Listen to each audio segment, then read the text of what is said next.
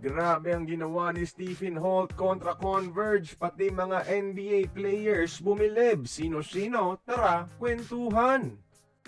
Converge versus Ginebra, sinubo na sa Converge ang panalo ni Luwapa at isang legendary buzzer beater ang ginawa ni Stephen Holt mga idol na tumapos ng konferensya ng FiberXers. At hindi lang mga Pinoy fans at local celebrities ang humanga dahil umabot na rin ang game winner ni Holt sa NBA World na pa-react bumilib mga NBA players.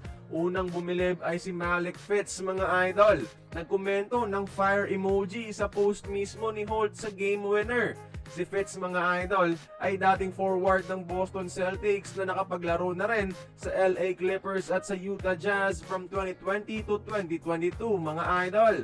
Sunod na nag-react ay si Kyle Wiltjer mga idol na pinost pa sa kanyang Instagram story ang ginawa ni Holt. Si Wiltjer ay isang Canadian guard na nakapaglaro na para sa Houston Rockets noong 2016. Isa pang nag-react ay itong si Taylor Braun mga idol. Same din, pinost sa kanyang story ang ginawa ni Holt.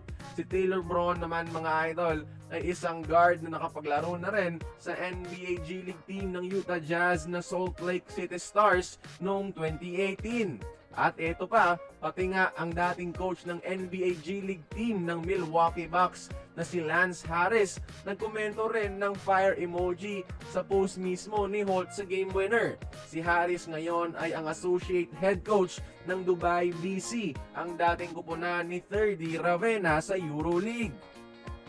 Grabe talaga ka-iconic yung ginawang game winner ni Stephen Holt kaya mangiyak-ngiyak siya dito. Pero yung concern ko dito mga idol is kung okay lang ba itong si ate na natulak ni RJ Abarientos. Sana okay lang siya no?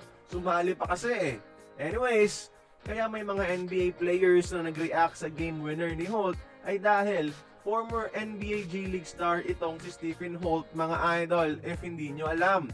Isang NBA caliber player bago naging import abroad at bago magpa-draft sa ating pambansang liga.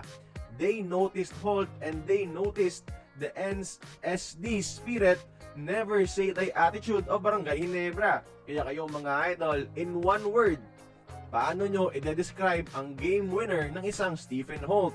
Join the conversation, magkomento lamang sa ibaba.